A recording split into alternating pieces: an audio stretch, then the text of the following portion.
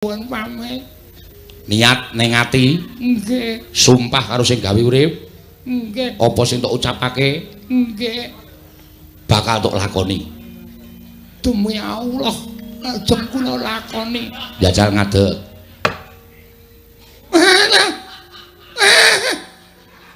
Menemban. Piye? Sikil kula saged kangge ngadeg. Syukur, kuwi ora saka aku lho, lantaraning sing gawe urip. Matur sembah nuwun. Lho, Menemban. Iki kok nggih ngadeg Menemban. Ayo kuwi bejamu, kuwi bonus.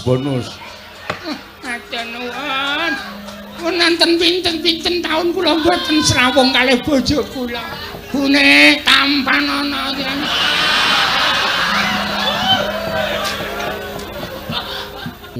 Murid kaku terus lho, tenan. Kaku niku nek ana sing nggo nglemeske ora apa-apa. Nek kaku terus ayo kaya nggawa genter. Wah, mboten sahuane tenan wonten mawon. Menemban, kula nyuwun pangapunten. Statuse Prabu Baladewa ning Pertapan Kembang Sore, kula siswanipun Penemban. Kula muridipun Penemban. Lahir batin, lahir batos. Nek tak tambani sampean ora mblenjani, mboten badhe mblenjani. Nek ora mblenjani tak suwun ngersaning Gusti Prabu Baladewa puliya kaya wingi uni. Wah, setan manusane jajalanat. Wah, dapure kaya ngene kok. Pintere ra jamak-jamak iso gawe awakku kaku. Mboten wonten kalih Penemban, kula Begawan Sabdawala. Panjenengan Penemban Durna. Lho, malah wis ngerti karo aku. Sampun. Nandhake nek aku ki pancen pendhita kondang monyor-monyor, pendhita kondang kalau kengrat ngebaki jagat. Kersanipun rawuh mriki. Ngene ya Sabdawala. Prataku nang Kembang Sore iki sayekti mung diutus dening anak Prabu Duryudana supaya nyatakake yen to Kembang Sore kene iki ana pendhita sing ngampus jenenge Begawan Sabdawala. Amangkono pancen kepara nyata jebul kowe nyeng madheg Brahmana. Sabdawala. Dina samengko kersane anak Prabu Duryudana, aku ki nen mboyong kowe praptana negara Ngastina. Nek tembung sampeyan menika nganggo unggah-ungguh nganggo tata krama, mesti wae aku gelem diboyong marang negara Ngastina. As, rasa dadak tata krama, rasa dadak unggah-ungguh. Ameng karo pendhita gunung karo wong desa kaya kowe kok dadak tata krama ki tata krama sing kepiye? Kowe ora nyawang karo aku. Aku ki piyai luhur. Aku ki her. Aku ki pujangganing nata. Kowe yang pendhita gunung kaya ngono kok dadak tata kramane. Ora iso gawe tentrem Pertapan Kembang Sore. Pecaten lek dadi cantrik. Nek ming kandheng ning pangucap aku ora sudi ngaku murid karo Raden Antasena. Wes.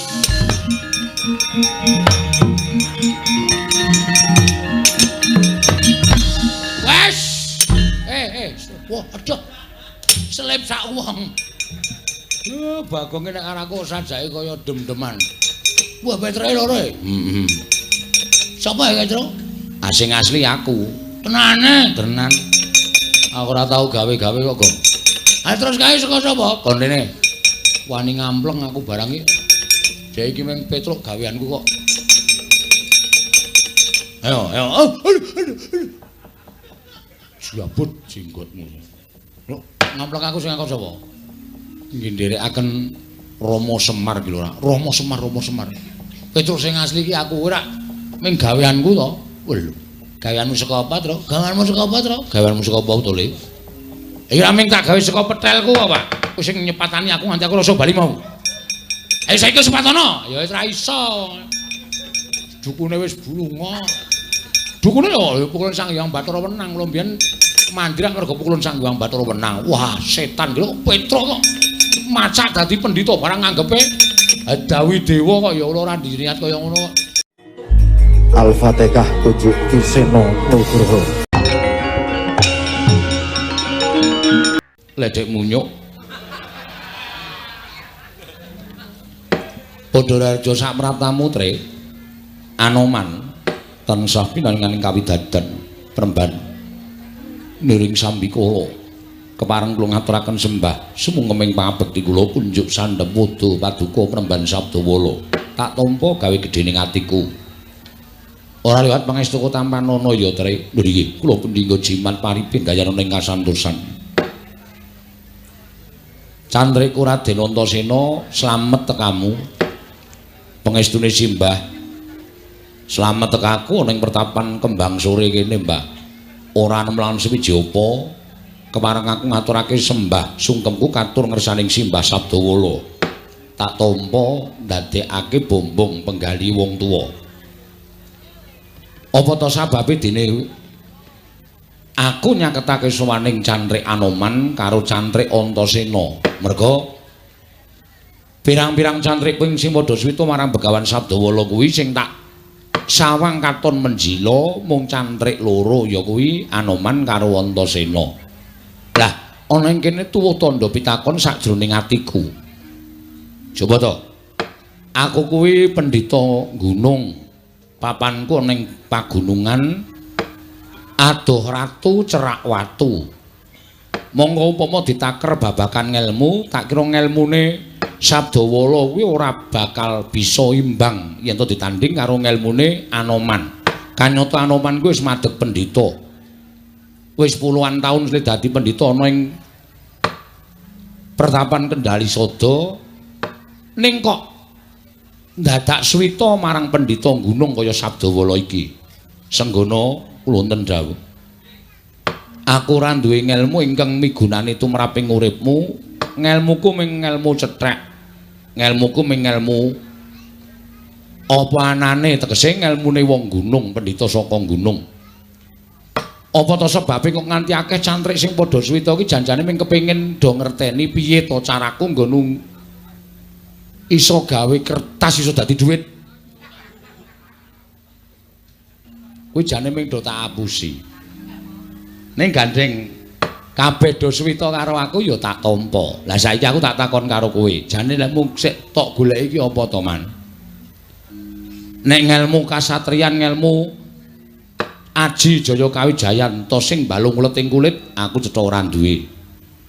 Ngelmu babakan kawruh Wreda, aku mesti ya ming sithik ling ngerteni ngelmu kawruh Wreda. Lan tiping panggraita, keclaping cipta, aku ya kurang. Monggo kowe wis dadi pendhita pirang puluh taun. Lah saiki aku tak takon karo kowe sing tok golek iki apa? Nyun pangapunten Mremban. Lebet lan cetheke ngelmu satunggiling Brahmana menika mboten katandha wonten pundi lenggahipun Brahmana menika kala wau. Najan paduka menika lenggah wonten ing Parden. Panjenengan menika lenggah wonten ing padusunan, kula nuwun sewu. Netepi dhateng tetembunganipun para sepuh ing sami nyebataken wonten tetembungan Giri Lusi jalma tan kena kinira.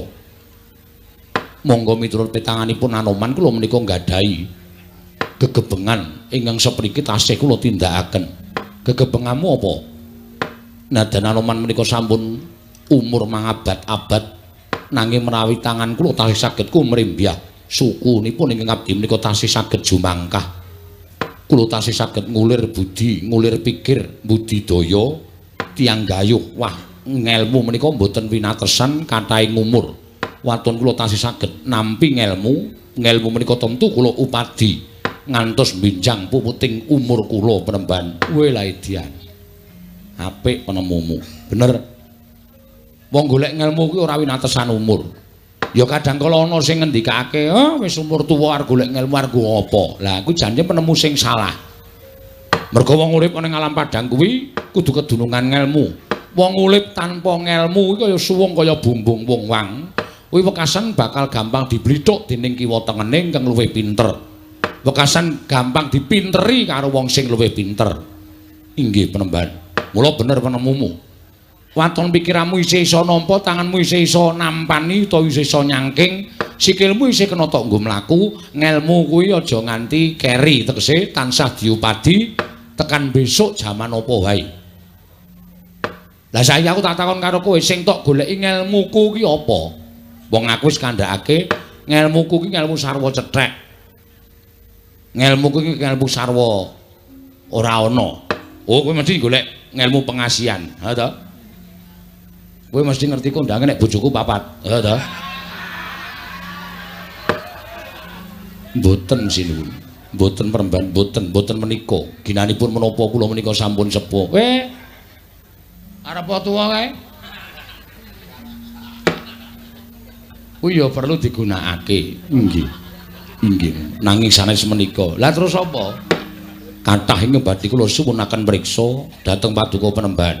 Nek iso arep tak wangsuli nek ra iso kuwi aja kagol atimu. Mergo menungsa kuwi winates. Menungsa kuwi ora sempurna. Inggih. Menungsa kedunungan tetembungan ina lali salah apes lan mati lan ora didit. Inggih. Inggih Penemban. Saiki Raden Antasena. Sampeyan kuwi ya putra satriya tur dasare jagat ingkang keberbeken marang mandangi Raden Antasena. Satriya ndugal kewarisan, dasare putu dewa tur bapakne satriya peng-pengan. Nek lumrah panjenengan ki Ndara Antasena utawa Raden Antasena kuwi sawijining satriya ingkang tak kira kaya wis komplit apa sing dibutuhake. Kok dadak ketayalan sowan utawa suwita ngersani Begawan Sabdawala ki janjane ngopo? Ngelmu sing tok goleki apa? Nek perkara penemu ngelmu ora beda karo Pak Dianoman, Mbah. Ning nuwun sewu. Tekaku ana ing pertapan Kembang Sore kene jane ora saka niatku dhewe. Lah iki sing rada nyemelangi nang kene iki. Kok ora saka niate Raden Antasena, saka niate sapa? Mung nalika semono aku lagi nglakoni tapa ana ing kasatriyan Ngrandu Gumbala. Dumadakan aku entuk sasmitaning dewa ingkang dumeling ana ing Karna. Yen to aku didhawuhi sapa Suswita marang Begawan Sabdawala mapan meneng pertapan Kembang Sore, tanpa taliwara aku budal saka kasatriyan Ngrandu Gumbala goleki menyang ngendi papan dununge pertapan Kembang Sore. Bejo, bejane ngawak dene aku iso ketemu karo pertapan Kembang Sore lan suwita karo Begawan Sabdawala. Lah terus sampeyan suwita iki sing tak goleki ngelmu apa? Manut apa sing arep paringke tak tampa. Ngelmuku ngelmu ming cethek-cethek wae, Raden Antasena. Mbok menawa ora ana sing migunani tumraping uripe Raden Antasena. Sak kabeh ngelmu, sak cethek-cethek ngelmu tumrap aku bakal ana pigunane. Malah kula mangsa wong sing ora gelem ngopeni ngelmu cethek-cethek kuwi yen kebentu sing tawang utawa kesandung kesrimpet marang lelakon, kadang kula malah terus kelingan. Ngelmu cethek mau iso dienggo ngrampungi lelakon mau. Ya apa ora, Mbah? Weh, lah ya bener. Ya wis. Nek pancen wis duwe karekat lan tekad sing kaya mengkono, aku mingkari nampa. Lah saiki ngene. Njaba kae akeh para kawula ingkang padha kepengin njaluk tamba karo aku, njaluk pangestu karo aku, njaluk berkah karo aku, njaluk dayaku. Heeh. Kae wis do antri. Ning tak dhisikke Anoman karo Raden Antasena. Rawuh mrene coba. Nek pancen ana arep sing mbok takokake, takokno. Nek aku iso wangsulan, tak wenehi wangsulan. Ning nek ora njaluk pangapura, tak keparengake matur mbaka siji. Menawa dipun parengaken kula ora dicaket anggen kula sowan. Entuk bebas. Slow wae ora apa-apa. Nggih. Slow menika menapa? Pelan-pelan. Maju alon-alon. Inggih ngestakaken dawuh. Kene. Raden Antasena ya rada maju, Anoman ya rada maju. Ning iki aja nganti nelek sak nggon-nggon lho Anoman. Inggih. Mergane kowe iki kethek. Engko nek omong karo nelek iki karpet. Inggih ngestakaken dawuh. Bareng badhe kula majeng ing kula Mabiyantara. Maju Anoman. Andra ingkang Guswita rum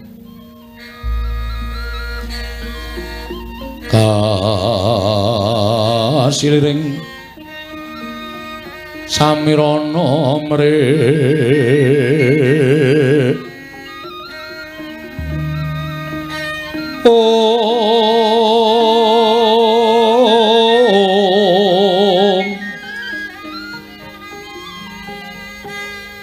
sekar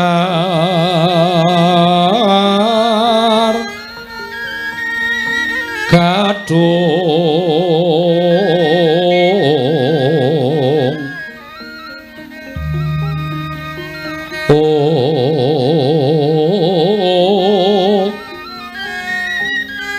ngas kandanyo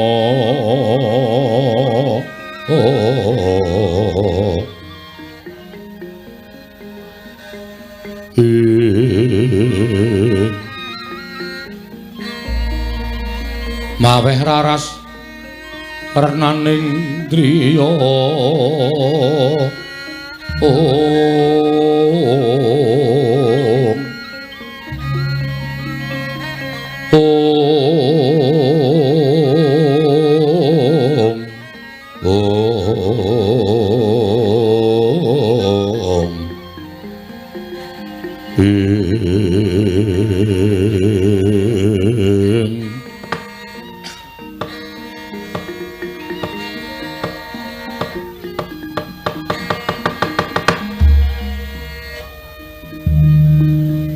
Kula nuwun sewu Penemban.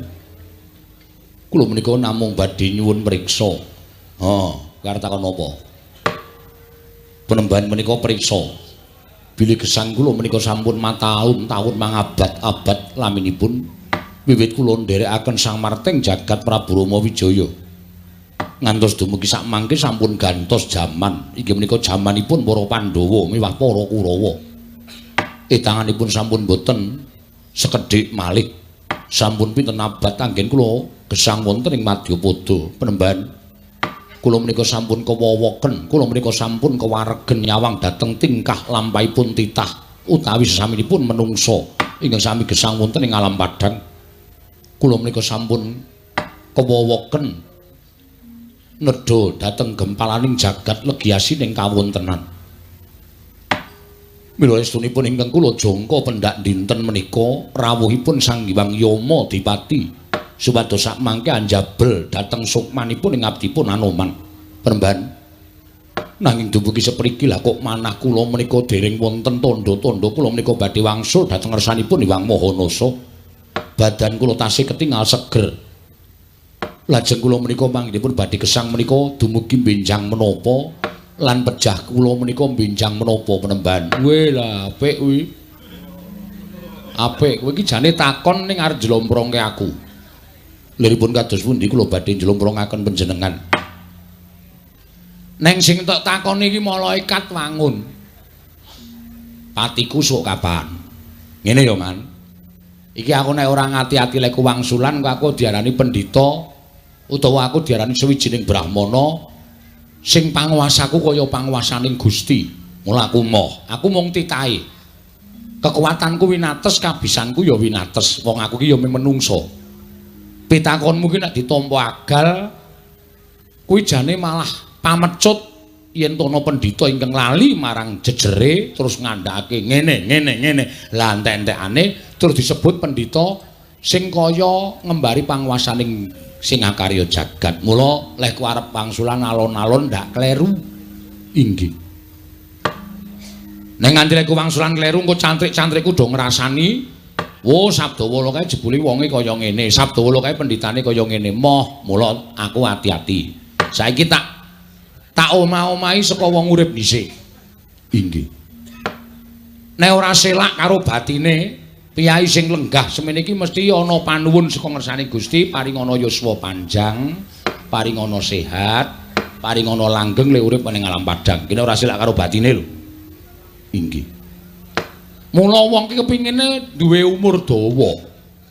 Wong ki kepingine duwe umur dawa, ana wong tuwa sing padha ndongake karo wong mugi-mugi pinaringan wilujeng, pinaringan saras, pinaringan sehat. Saged sumerep dhateng putra wayah kuwi merga kepengin umur dawa. Inggih. Lara goleke dokter. Disuntik men mari, men waras. Nek upama ora duwe kaya, njaluk tulung tanggane kon ngeroki. Men waras. Supaya apa? Umure dawa. Inggih. Ning saiki tak walik, kowe iki aneh. Anehipun kados pundi?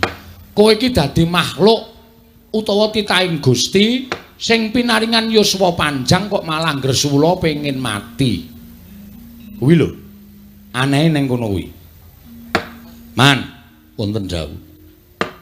Bayi lahir plethek saka guwa garba kuwi wis ditulis kodrate karo sing ngakarya jagat ning bathuke nek iso disawang lho. Inggih. Bocah iki sok dadi bocah rekoso. Bocah iki sok dadi bocah mulya, bocah iki sok dadi bocah sing kepenak, bocah iki sok dadi bocah sing ora kepenak. Kuwi kabeh wis kinudrat marang panguwasaning Gusti. Mula wong urip ana ing alam padhange anane ming nampa. Aja pisan-pisan gresula. Nek kowe pisan-pisan gresula upama kowe lagi ngrekoso dhisik utawa lagi ngrekoso sedhela, ngrekoso genep sesasi wis duh Gusti kok kados mekaten kawontenan kula. Kuwi gresula, tegese kowe ora iso nampa peparinging Gusti sing Maha Nasa. Mula akeh ulah agama sing ngandhakake nek kowe dong kepenak syukura. Ning nek kowe dong ora kepenak matur nuwun dene tasih dipun paringi berkah ngrekaos. Yo angel. Inggih. Angel kuwi ora ana sing do iso nglakoni. Racak-racake menungsa kuwi mulya sithik kowe ndase atos. Iki racak-racake. Lho iki apa anane lho, aku ngomong apa anane? Mulya sithik, duwe dhuwit sithik. Wah, apa-apa arep dituku. Apa-apa arep digenteni. Mongko ngucap syukur wae ora tau. Kuwi biasane ngono kuwi. Ning nek ngrekoso sithik, walah le sujud, Man. Ya Allah. Nganti mbrebes mili. Ning nek kepenak lali kuwi watake menungsa. Inggih. Kula pitung-pitung leres. Lah iya, mulane aku omong apa anane. Dadi nek kowe diparingi umur dawa kuwi matur nuwun. Matur nuwun karo sing gawe jagat. Tegese kowe isih dipercaya urip ana ing alam padang. Ngono. Matur nuwun, aja pisan-pisan kowe terus ngarah, aduh aku wis kesuwen urip matiku sok kapan lho. Terus sing tok takoni aku. Aku mau mula ngandhake nek iki nek ora ngati-ati iso njlomprongke aku. Terus sing tok takoni aku ora mulat karo kahanan. Ora tak petung, ora tok gelar, ora tak gulung. Dumene ngarepe cantrik pirang-pirang aku terus kumawasa kaya wong ngerti kaya wong pono. Mumpung didelokke cantrik pirang-pirang. Man, matimu dina iki, wanci iki kanthi cara ngene. Terus aku tak takon. Terus aku iki anggepe punakane sing gawe urip apa piye? Wah aku ki prunane sing gawe urip apa piye kok ngerti matimu ki? Wong mati uripe manungsa gumantung karo sing gawe jagat. Ngono. Mati uripe manungsa karo gumantung sing gawe urip. Manungsa mati ki ora iso dijangka kapan. Ana sing tenguk-tenguk langsung teksek ya ana. Oke kuwi. Ana sing lagi mangan keselak. Ming keselak sak upa lho. Ning nek Gusti ngeparengake dadi dalan matine kuwi ya akeh. Ana sing lagi ngitung dhuwit terus mati ya ana. Ana kuwi ora kok. Keselak matane. Ya matane perlu dhuwit pirang-pirang terus gleleng to. Kuwi ana.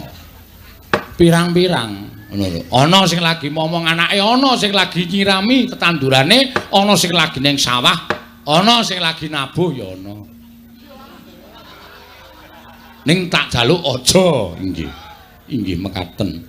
Ning kabeh iki pasrah karo sing gawe jagat, ngono lho. Wong ki nek wedi utawa wong ki nek pikirane tekan nggon pati, uripe ora tentrem. Wis to, manut wae. Manut jangkane sing gawe urip. Umurmu mung tekan semene. Sabdawala arep kowe dadi wong pinter ning umurmu mung tekan semene. Monggo Gusti. Menika kersa panjenengan kula namung sumarah. Ngono. Inggih. Dados penemban mboten mangertos benjang menapa telasipun umur kula menika mboten mangertos. Ora. Jujur wae ora. Nanging menawi tandha-tandha panjenengan saged ngendikaken menapa mboten. Aku ki pendhita e. Dudu pegawe BMKG. Nek pegawe BMKG ki iso ngrani, oh sesuke bakal ana lindu, sesuke bakal ana ngene ditengan kuwi mbuh tenan mbuh ora ning iso ngrancang. Lah aku ki ming pendhita. Tur gaweanku pendhita ngundung ki ora kok mejang ilmu akeh-akeh. Ngelmuku ya mung ilmu cethek. Niatku urip ana ing alam padang kuwi tetulung tapa ngrame, paring sandang wong kawudan, paring payung wong kudanan, menehi pangan wong kaluwen. Monggo aku tanpa pamrih. Lho deloken ya lho, kawula sing do antri semono akeh, do njaluk tamba karo aku, do njaluk apa-apa karo aku, ning aku ora njaluk sulih apa-apa. Niatku pancen nulungi marang sak pepadaning urip. Gaweanku mung ngono kuwi. Inggih. Ing menawi dipun tandhakaken menapa tasih dangu menapa sampun caket. Kowe meksa kowe iki. Aku wis semoh wangsulan ning kowe meksa. Sesuwe tasih dangu, suwe banget. Waduh, ora waduh. Lakoni kanthi seneng. Lho, Ngono lho. Dilakoni kanthi seneng. Nek kowe ora gelem nglakoni uripmu kanthi seneng, tegese kowe ora percaya karo Gusti sing maringi urip karo kowe. Dosa gedhe kowe. Aku wis kandha to bungah susah bejo cilaka sugih miskin lakoni. Kanthi seneng, ora usah dadak ngresula. Gusti kuwi adil kok, Man. Inggih. Kowe dadi wong melarat upamane diparingi rejeki sarwa sithik, ning apa-apa kecukupan merga kowe syukur ngersaning Gusti. Lho, kebutuhanmu ora akeh. Kebutuhanmu ya dipaske karo Gusti le paring rejeki karo kowe. Wis kuwi titenono. Arep akeh bandane, akeh bayare, akeh duwite, ning pengeluaran juga akeh. Kuwi wis pasti ngono kuwi. Dadi mesti padha karo sing ora duwe dhuwit, ning ming sithik pemetune iso awet duwite. Duwe dhuwit akeh, ning akeh pemetune iso boros. Ha ta? Wong didhetake iki godane akeh kok.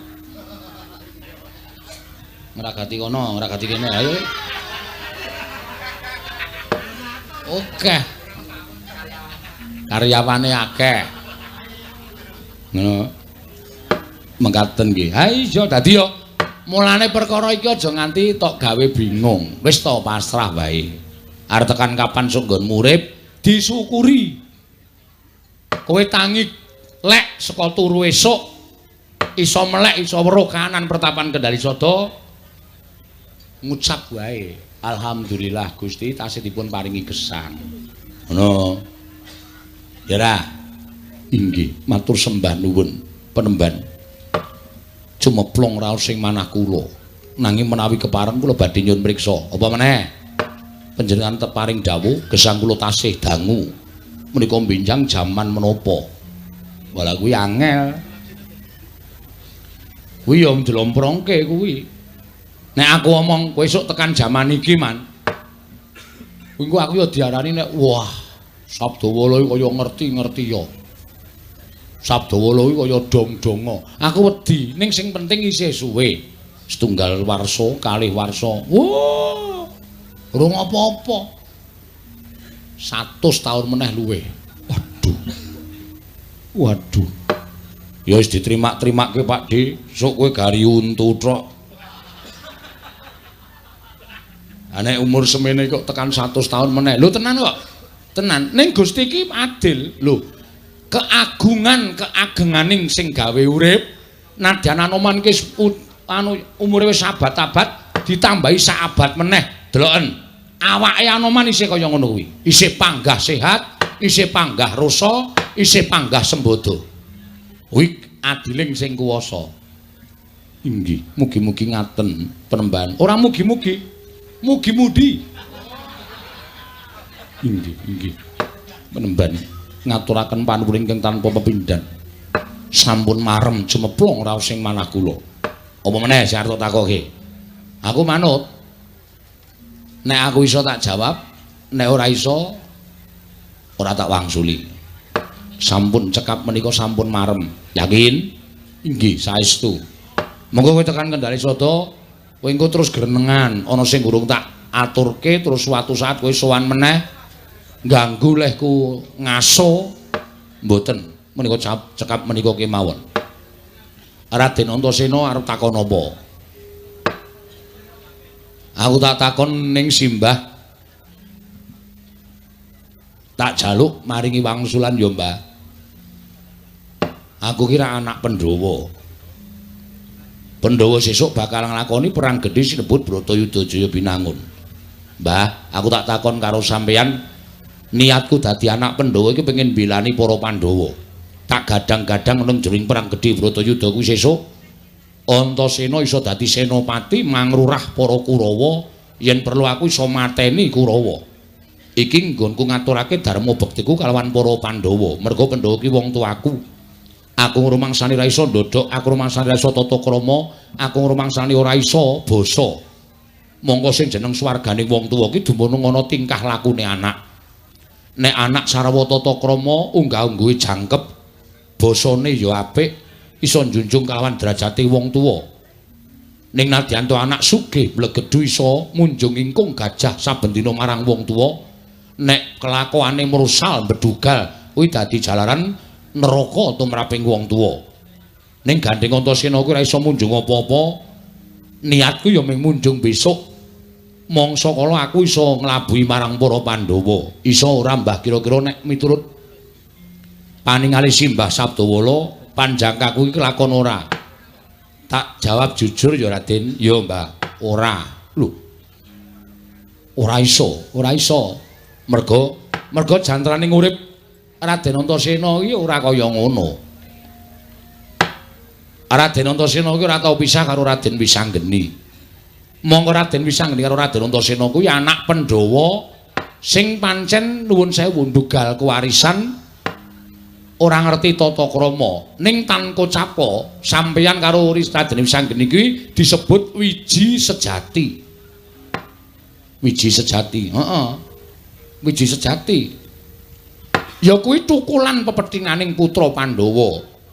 Turasing Dewa, sing siji Raden Wisanggeni, sing siji Raden Antasena. Tak critani. Nah iki ora perkara mati urip. Ning iki perkara jangka. Nek jangka aku wani ngaturake. Ya Mbah, piye Mbah? Aku sesuk kudu piye?